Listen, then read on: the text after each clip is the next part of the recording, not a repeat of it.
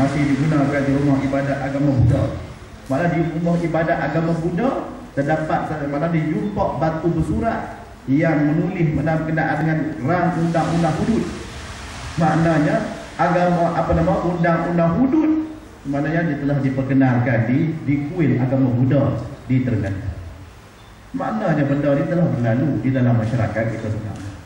Oleh kerana masa yang telah beralih daripada satu keadaan kepada satu keadaan, satu masa ke satu masa, sehingga sampai kepada peringkat ini, orang kata apa, berabad lamanya, sehingga kan maknanya perkara ini sudah dilupakan. Jadi dengan penemuan ini kita mendapati bahawasanya Islam itu boleh dilaksanakan. Hukum Islam boleh dilaksanakan di tanah air kita ini kerana sudah ada sejarah membuktikan bahawa orang-orang Buddha dan juga Hindu boleh menerima, iaitulah undang-undang Islam. Baik, kalau kita lihat kepada perlembagaan negara. Bahawa ini dia suruh bahas ucapan dasar, saya fikir nak kata apa ni? Fikir. Cari diri apa kan? Tenang kita ada fikir. Dalam celah tu saya fikir-fikir tu, dia tengok, jumpa maknanya hasil daripada tahaluf siasi yang diijtihadkan oleh kepimpinan ulama kita, membuahkan hasil sehingga maknanya hasil daripada tahaluf kita dengan DAP dengan PKR, maka maknanya kita dapat orang kata melahirkan satu resolusi bahawa Pakatan Rakyat insya-Allah maknanya akan mempertahankan Islam sebagai agama persekutuan. Islam sebagai agama persekutuan ni kita jangan ingat maknanya perkara ini jangan kita pandang kecil. Islam yang tercatat di dalam perlembagaan negara Islam sebagai agama persekutuan, dia satu perkara yang besar. Cumanya iaitulah kerajaan UMNO dan Barisan Nasional mentafsirkan Islam itu dengan makna religion. Religion ni yang memberi maksud iaitulah ibadah, rumah ibadah, kemudiannya perkahwinan dan kematian. Itu sahaja yang dikatakan religion. Kita tak mahu bahawa Islam ditafsirkan dengan makna religion. Sebab itu kita tengok UMNO ni kan boleh ingat. Semayang, puasa, zakat, haji, habis. Apa lu gaduh-gaduh dengan hudud apa ni? Sikit-sikit hudud. Sebab apa? Sebab dia faham maknanya Islam dalam skop yang sangat sempit. Maka kita nak bahawa Islam ditafsirkan dengan makna ad-din. Inna ad-dina 'indallah al-Islam. Sesungguhnya agama yang diridai oleh Allah Subhanahu Wa Taala, agama yang diiktiraf oleh Allah Subhanahu Wa Taala ialah Islam. Islam sebagai ad-din, maknanya peluang untuk kita melaksanakan hukuman hudud ni tak berbangkit lagi dah. Menang dulu pilihan raya, kita akan mentafsirkan Islam dengan makna ad-din. Kita tak ada masalah. Sebab tu kapal sing duk kilang-kilang apa? Itu maknanya peruntukan perlembagaan sudah memberi ruang kepada kita untuk kita maknanya melaksanakan undang-undang Islam. Cuma memerlukan pentafsiran.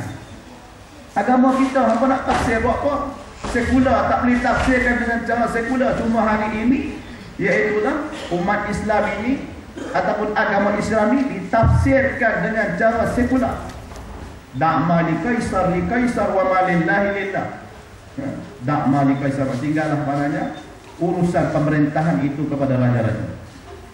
Urusan maknanya agama ni serah kepada agamawan. Lalu maknanya berlakulah permisahan di antara puak pemerintahan dan juga puak agamawan. Agamawan tak boleh duk kacau bab-bab perintah. Jadi sebab tu dia letak maknanya orang agamawan suku tak boleh duk kacau, tak boleh duk campur tangan. Kita nak bahawa Islam ditafsirkan dengan makna asli. Jadi tak ada orang kata apa, tak ada sebab kenapa kita tidak boleh melaksanakan undang-undang hudud di dalam negara kita. Itu yang pertama. Tuan-tuan dan puan-puan yang saya kasih sekalian, hudud ini timbul polemik ataupun isu hudud ini timbul, yang mula-mula menimbulkannya ialah Dr. Mahathir. Dulu sengap dah, yang mula timbulnya Dr. Mahathir.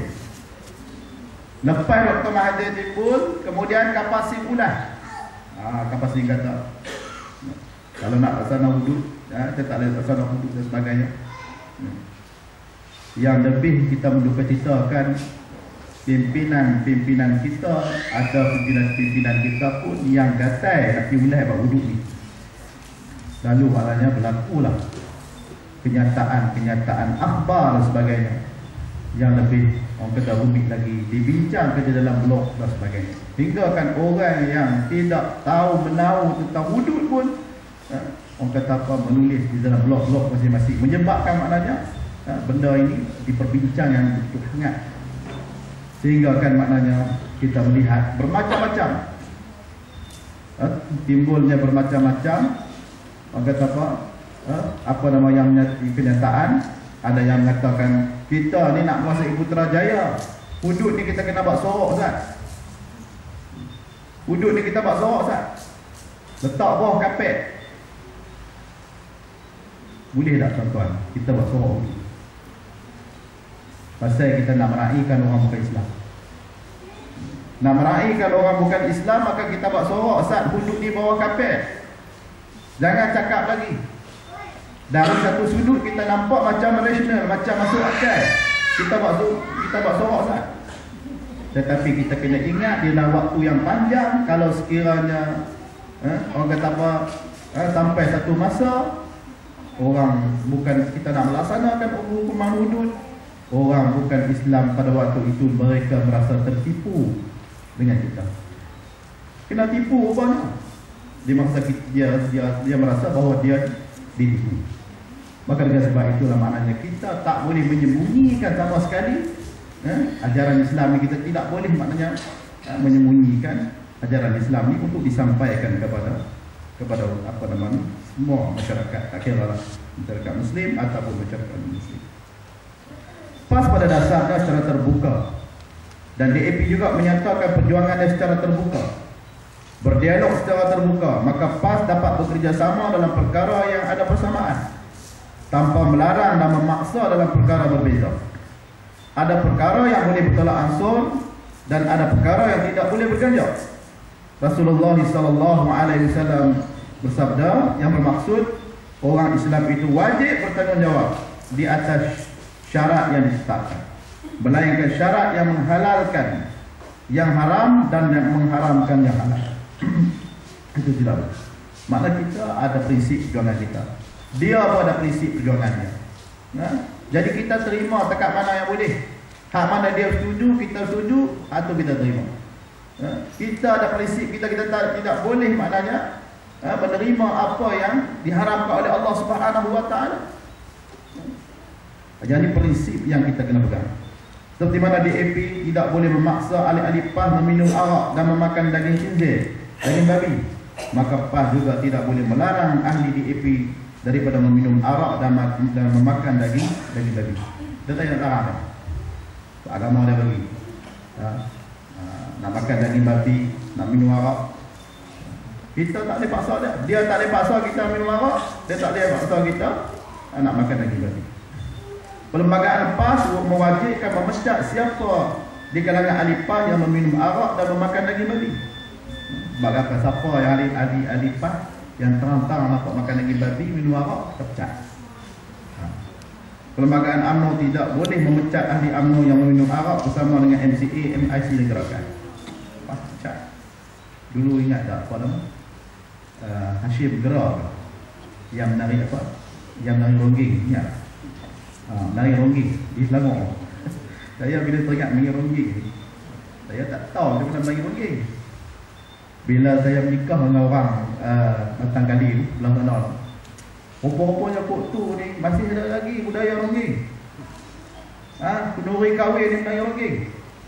La ilaha illallah, kena adik-adik keluarga belah perempuan tu kenduri menari ronggeng. Kami kata tak sapi, semua kata tak sapi dengan kenduri. La ilaha illallah. Masih ada lagi main ronggeng. Hashim Gerak, saya tak salah saya, dipecat kerana dia menari ronggeng. Sebab tu dia dah gila menari ronggeng. Begitu juga DAP tidak berkuasa menghalang PAS menyatakan haknya. Kita nak laksana hudud. Apa nak halang apa? Ini Islam, ajaran Islam. Ini undang-undang Islam yang kami wajib kena amalkan, yang wajib kami kena laksanakan. Apa nak halang tu? Cumanya yang dia cakap ni isu teknikal. Apa sih dia cakap isu teknikal? Perlembagaan ini adalah sekular. Kita tak mau takwil Islam dengan makna tu. Islam makna tu tak betul. Kita nak Islam dengan makna hadis. Bila Islam tafsir dengan makna hadis, seluruh ajaran Islam boleh dilaksanakan. Perlembagaan tak sekat, tidak menyekat. Sejak awal daripada kemerdekaan, PAS memperjuangkan syariat Allah Subhanahu Wa Taala wajib ditegakkan. Termasuklah hukum hudud. Tak ada awal lagi dah tuan-tuan.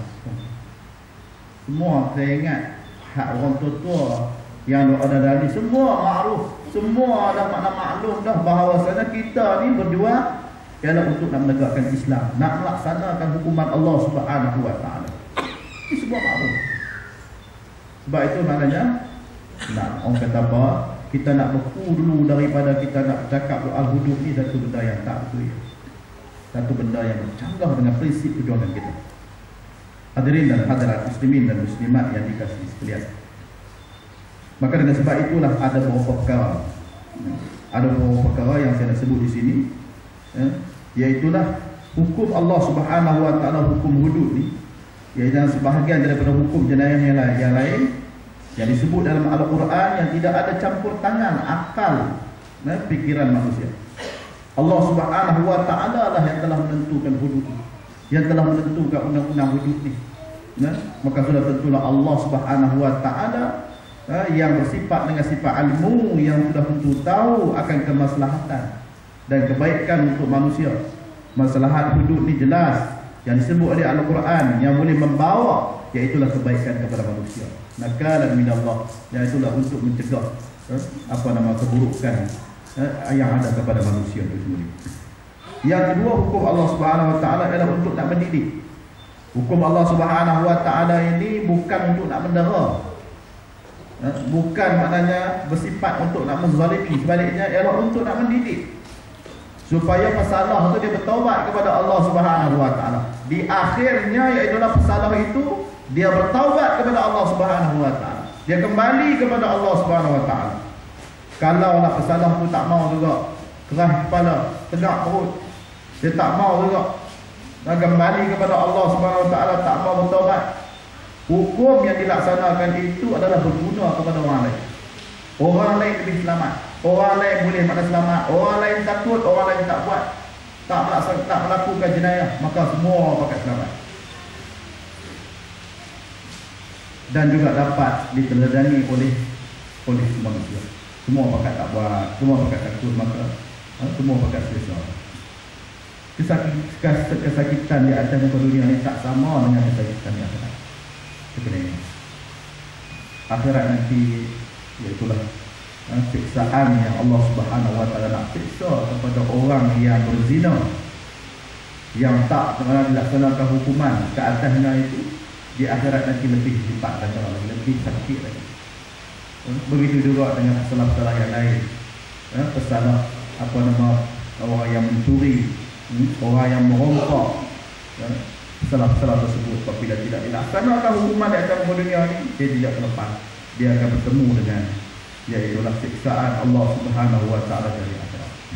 Sebab itulah siksaan di akhirat nanti tak ada peluang kita nak tobat dah. Bila mati tak ada peluang nak tobat dah di dunia kan. Jadi orang kata dengan ada undang-undang Allah Subhanahu Wa Taala, yang undang-undang itu ada izzah, yang menyebabkan orang rasa takut, yang menyebabkan maknanya manusia terdidik dengannya, yang maknanya menyebabkan iaitulah manusia ataupun bersalah yang melakukan kesalahan, dia akan bertaubat kepada Allah Subhanahu Wa Taala. Jadi maknanya hukum Allah Subhanahu Wa Taala. Kalau kita tengok pun gempa bumi, bala bencana yang berlaku ni, walaupun kita tengok memusnahkan tsunami, mari orang mati, kita tengoklah bagaimana musnahnya, tetapi di sebalik bala tu ada hikmah, ada kebaikan juga, iaitulah supaya manusia ini kembali kepada Allah Subhanahu Wa Taala. Begitulah juga hukuman ini, maknanya ada hukuman ini supaya manusia ini kembali balik kepada Allah Subhanahu Wa Taala. Kembali balik maknanya bertaubat kepada Allah Subhanahu Wa Taala. Contohnya kita lihat bagaimana maknanya di dunia semua orang tahu bahawa arak, minum arak dan juga berzina ni adalah keburukan yang besar. Semua orang tahu. Sama ada orang barat, sama ada orang Islam, orang bukan Islam, semua tahu. Berzina, minum arak memudaratkan, mendatangkan keburukan yang besar. Sebab itulah maknanya orang yang kerajaan telah memutuskan orang yang maknanya yang minum arak, orang yang mabuk tidak boleh memandu. Dekat tu orang yang maknanya mabuk tak boleh memandu, dilarang memandu bagi orang yang mabuk. Sebab apa? Sebab orang kafir pun tahu juga bahawasanya arak itu memudaratkan. Begitu juga zina memudaratkan. Hari ini tahu tak tahu zina, anak luar zina, anak luar nikah yang dilahirkan hari ini mencecah ribuan. Saya tanya satu nurse duduk kat rumah saya. Dia ni duduk sambut kelahiran bidan, jadi bidan. Dia kata Allah Ustaz, dia kata dia boleh kata tiap-tiap hari dia kata ada anak luar nikah. Kita boleh bilang tiap-tiap hari dia nak buat nikah. Dan cuba bayangkan hari ini kita lihat fenomena yang melanda di masyarakat barat. Apabila kita tengok orang ni takut maknanya ada anak tak boleh nak bela disebabkan oleh kerana himpitan kehidupan. Orang kata apa, kehidupan yang begitu orang kata apa, mahal kos kehidupan. Lalu dia tak mau nikah. Pakai main orang kata apa, zina gitu saja. Akhir sekali kita tengok dia tak ada orang keluarga dan sebagainya. Saya abang saya, ada abang ipar saya lalu dia buat teksi di Pulau Kuala Lumpur. Dia sembang dengan Mak Saleh. Bila Mak Saleh naik teksi dia sembang, dia tanya. Dia kata apa yang kau tolak? Dia kata ni, orang Mak Saleh ni selalu orang kata dalam setahun 3 kali mesti keluar macam tu. Dia kata tak boleh boring dia kata. Dia orang tak boleh duduk lah, mesti kena keluar. Lepas balik dia melancung tu seronok. Lepas balik pasal boring balik. Lepas dia keluar balik. Jadi abang saya kata ni, dia kata sebenarnya dia kata ampun ni jiwa ampun ni kosong, dia kata. Jiwa tak ada Tuhan dia. Ya. Bila jiwa tak ada Tuhan tak berseronokkan. Makanlah makanan yang menyelerakan, yang menyedapkan. Lepas tu habis. Begitu juga maknanya kita orang yang ada jiwa bertuhan yang kepada Allah SWT, orang ada jiwa ketuhanan dalam hati dia ni, makan nasi dengan garam dah. Bagaimana kita lihat masyarakat barat, dia rasa tak seronok, dia rasa boring. Dia kata sebab apa? Sebab tak ada anak. Kami dia kata ada anak cucu, rasa seronok. Dia kata anak bila main cucu dia minta pukul. Tak boleh kita mampu.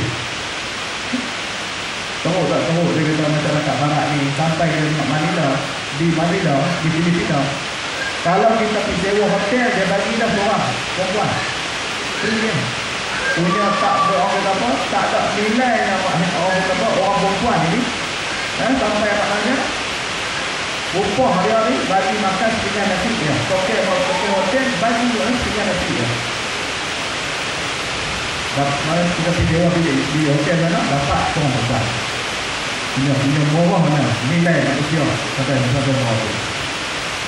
Di Rusia jadi itulah seorang yang maknanya dia tak nikah, dia ni hartawan. Jadi dia ni ada harta, bila dia nak mati dia tak tahu nak bagi kat siapa. Akhir sekali dia pun nama harta ni buruh kat anjing, seekor anjing dia. Anjing tu dayangan. Dia kata apa ni? Maknanya masyarakat barat itu sudah pening. Sudah tidak tahu bagaimana maknanya nak mencari penyelesaian kepada permasalahan yang dihadapi. Habis kita pun nak ikut level juga. Kita sekali-kali kita mempunyai peluang, iaitulah Allah Subhanahu Wa Taala takdirkan kepada kita mempunyai keinginan yang maknanya terus dari dulu sampai sekarang, maknanya istiqamah untuk memperjuangkan, iaitulah untuk melaksanakan hukuman Allah Subhanahu Wa Taala apabila kita dapat memerintah negara ini. agreement masalah yang kami kuliah berkenaan dengan ya, apa namanya kerajaan di Kelantan. Dr. Yusuf Qardawi menyatakan bahawa kita ni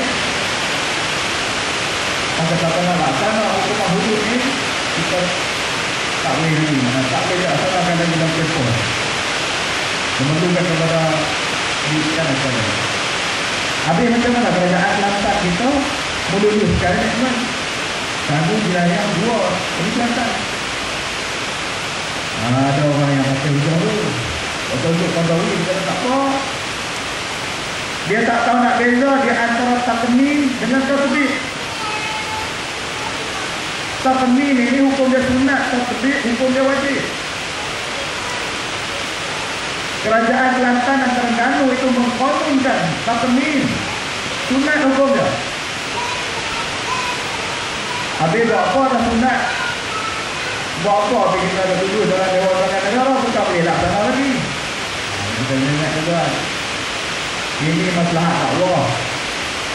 Bila kerajaan Kelantan telah meluluskan enactment 2 syariah negeri Kelantan itu, maka kerajaan Kelantan boleh melaksanakan dakwah penerangan hudud secara terancam. Boleh memanggil keputusan kerajaan menjelaskan berkenaan dengan hudud, pelaksanaan hudud. Boleh panggil Tok Sami, boleh panggil Kristian, Padri Kristian, boleh panggil Tok Sami Hindu untuk mari dalam majlis kerajaan ini dalam maknanya program penerangan berkenaan dengan hudud. Berapa banyak maknanya agensi kerajaan yang terlibat, dan kerajaan negeri Kelantan boleh memberi penerangan secara resminya berkenaan dengan hudud kepada semua agensi kerajaan. Jadi maknanya hudud dapat didakwahkan oleh penerangan berkenaan dengan hudud dapat disampaikan dengan cara yang profesional dan hudud. Begitu juga kerajaan ini. Dulu kita tengok orang hudud macam-macam hudud. Kita tak nampak macam benda ni dia berpusing balik. Sebab sebenarnya benda ni tak sepatutnya berlaku. Selepas maknanya dah Kelantan juga orang kata berkanun dan patutnya tak berlaku lagi masalah. Tak berlaku lagi polemik di kalangan kita. Tak sepatutnya berlaku polemik di kalangan kita orang empat. Tapi berlaku juga. Ada pasalnya. Dan tentulah maknanya masing-masing nampak nak menuju ke Putrajaya. Masing-masing ada peluang untuk lagi Putrajaya. Bukan makna kita tak mahu Putrajaya tuan, tapi kalau kita pergi Putrajaya kita masuk Makassar tak? Apa faedah daripada kita pergi Putrajaya kalau kita masuk Makassar tuan? Soal tatbik ni nak melaksana ni apabila ikut syarat sampai masa dia kita laksana. Bila ni duduk lampu merah lagi, traffic light lampu merah kita berhenti lah. Lemai lampu hijau kita tekan dia cuba balik. Macam bila cukup syarat maka kita laksana dia. Contohnya macam kita sembahyang. Sembahyang ni wajib sembahyang apabila seorang tu Muslim, Islam. Kemudian dia ni akil balik. Maknanya kalau orang perempuan suci daripada haid dan nifas, kemudian yang masuk waktu. Rajin terang mana pun kita ni ada wuduk semua ada hak lain, syarat-syarat hak lain semua ada. Rajin terang mana pun kita tunggu masuk waktu. Tak boleh sembahyang sebelum masuk waktu Isyak, tak boleh sembahyang Isyak. Nampak? Bila masuk waktu Isyak, maka waktu itu bolehlah kita sembahyang. Nak kata kita tidak melaksanakan ini ataupun kita tak sembahyang ni waktu bila? Selepas dah maknanya Isyak dah berlalu lah boleh kita maknanya dia dipilihkan tak sembahyang. Aduklah waktu Isyak lagi, maka tak boleh kata dia dipilihkan tak sembahyang. Maknanya apabila cukup syarat dia kita laksana lah betul. Tak payah dah cakap kondusif ke tak kondusif ke, kondusif tak kondusif ni tak ada timbul persoalan. Tuan-tuan, Penerangan juga terbuka kita bagi kepada masyarakat kita. Dan waktu inilah pendakwah ustaz-ustaz kena mengambil peluang keemasan ini untuk kita menerangkan kebaikan wuduk. Sebab tu wuduk ni tak boleh kita terangkan. Jangan terang tangan ni. Macam-macam sunat lah. Kira masuk Islam kena terang. Masuk Islam kena terang. Jangan terang. Beritakan tentang kebaikan bersunat. Lah ni berapa ramai dah orang bina mereka bersunat. Cuba terang tentang kebaikan. Cuba terang kebaikan wuduk. Terang kebaikan wuduk ni. InsyaAllah maknanya masyarakat Muslim, masyarakat bukan Islam, masyarakat Islam semua boleh menerima dengan baik. InsyaAllah. Kemudian ada orang kata pula. Wuduk. Jadi kita kena maknanya dia suruh mudahkan. Dia tak payahkan Islam ni kena mudah. Basir apa namanya? Yasiru wala tu'asiru, basir wala tunasiru. Permudahkanlah, jangan diperpayahkan. Dan gembirakan dengan diperlihatkan. Dia baca hadis, dia nampak nak tarik sokongan orang Islam nak sokong kita. Dia tak nampak apa dia. Apakah maksud hati dia sebenarnya. Jadi kerana ni kita kena mudahkan nak bagi orang Islam sokong kita. Bukan macam tu. Maksud di sini pemudah dan juga teknikal dia. Pemudahkan dengan diperpayahkan. Terang wuduk ni dengan cara yang mudah, dengan cara yang baik, dengan cara yang menggembirakan. Hari ini masyarakat semua takut dengan masalah yang kata jenayah yang berlaku begitu luas dalam masyarakat ini. Curian, rompakan, pembunuhan yang berlaku dalam masyarakat kita ini, semua orang bimbang. Tak kira Melayu, dunia dia. Kita terangkan yang orang apa? Kebaikan-kebaikan wuduk yang boleh maknanya menyelesaikan permasalahan jenayah yang berlaku sekarang. Hadirin dan hadirat muslimin dan muslimat yang dikasihi sekalian.